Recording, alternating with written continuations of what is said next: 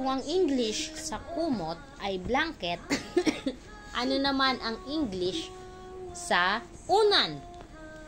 Pillow. Next. Kung ang English sa parihaba ay rectangle, ano naman ang English sa parisukat? Square. Yon. Kung ang English ng tatsulok ay triangle, ano naman ang English ng bilog? Circle. Kung ang English ng isa ay one, ano naman ang English ng dalawa? Two. Okay, very good. Kung ang English ng mata ay eyes, ano naman ang English ng ilong? Nose. Yan. Kung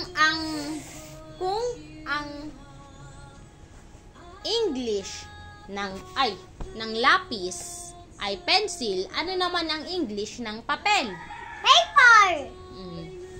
Ng paper. Okay.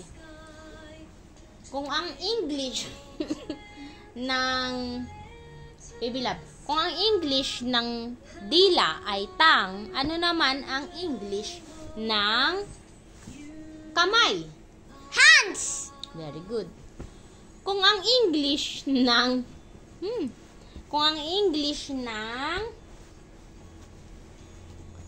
paa ay feet, ano naman ang English ng buhok? Hair. Very good. Clap your hands. Hey! Clap your hands. Very good, kuya. Very good, kuya. Very good.